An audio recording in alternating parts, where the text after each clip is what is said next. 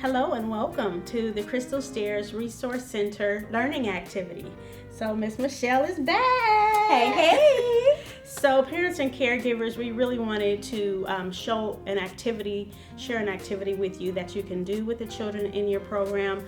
So, and also on that video, she shared with the children how to identify where their feelings come from. So do they feel safe? Do they feel loved? And are they ready to learn? So make sure your children have an opportunity to watch that. Okay, so we're gonna get into today's activity.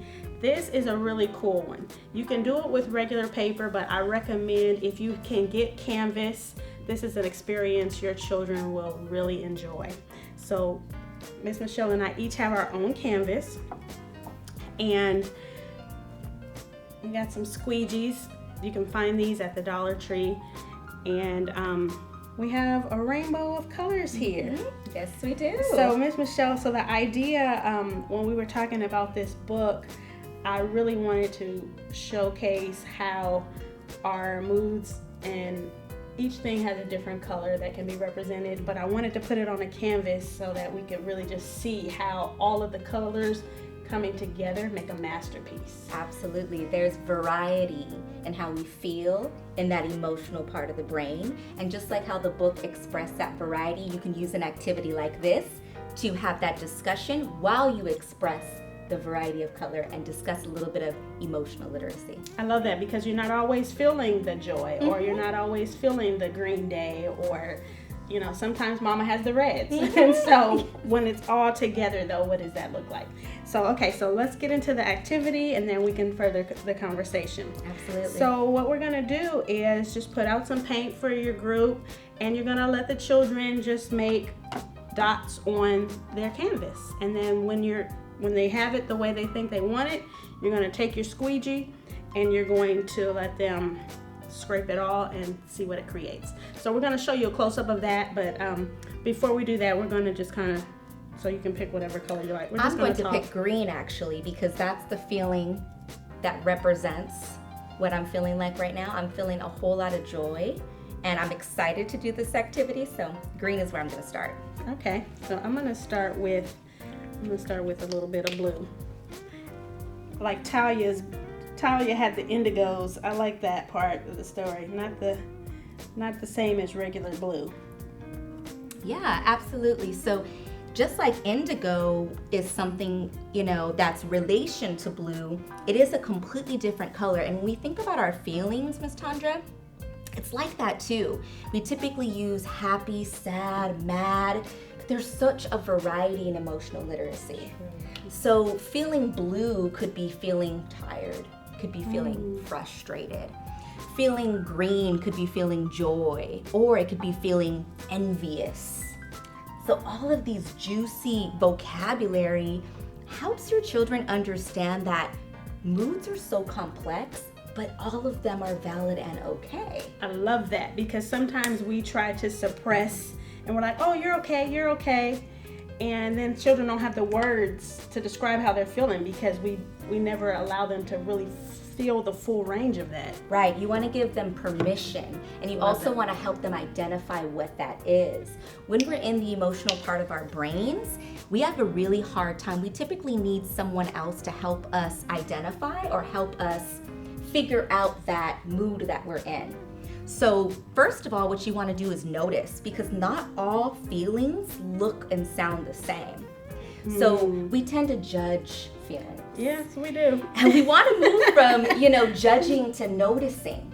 So I noticed that your head is going like this and your smile is going like this.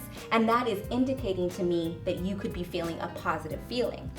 So instead of judging how people feel, we just want to stay curious.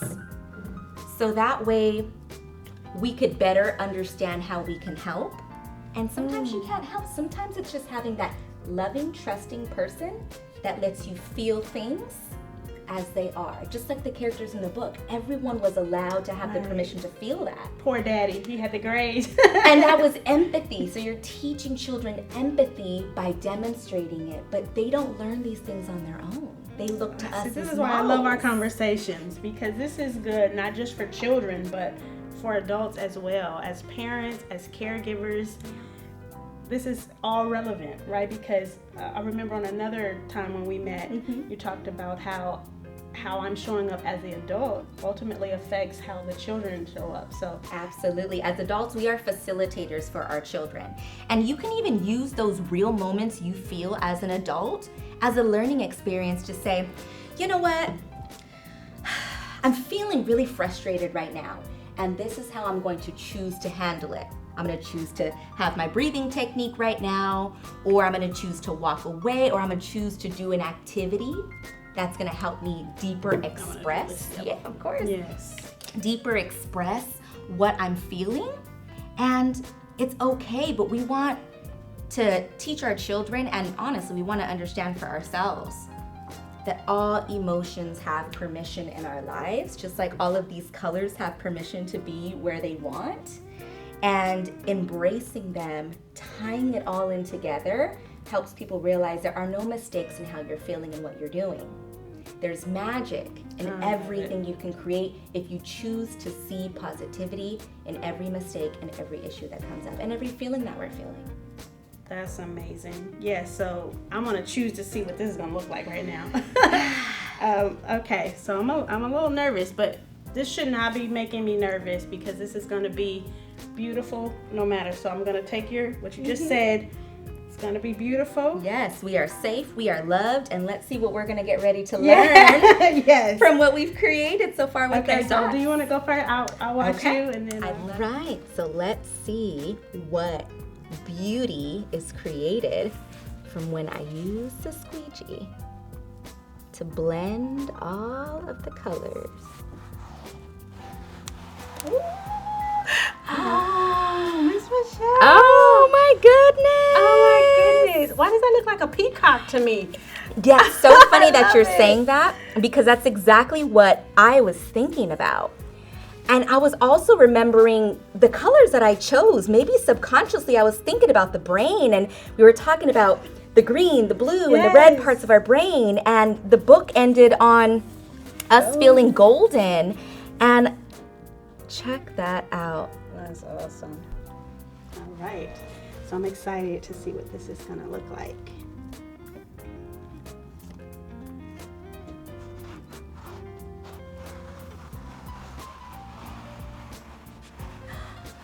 Wow. Oh, wow. Switch hands here.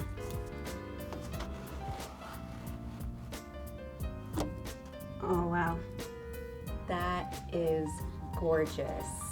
What are you thinking? What are you seeing in your creation? I'm actually seeing, if I draw some little eyes, these could be people. This looks like a crowd to me. Wow, so I love how these turned out. These are absolute perfection. They came out just the way they were supposed to. I love that. Yeah, so I think one of the things it'll be fun for your children to see their work do this. It was so easy. All you did was put dots, use the squeegee, and I think it looks like a masterpiece. And I feel like sometimes I don't think I'm an artist, but this is a good way to remind me that we all have an inner artist, right? Yes, we all have something in us. We all have so many colors to share, so many pieces of ourselves, so much complexity that we want to take time to celebrate it in these very simple, easy, fun ways that don't take much skill at all. It just takes someone to care for you, to do it with you, and to feel it in the moment. Yes, awesome. So if you create squeegee art, please send us pictures. I got to see these. tgardner@crystalstairs.org. And we hope to see you again on the next First Friday. Bye-bye.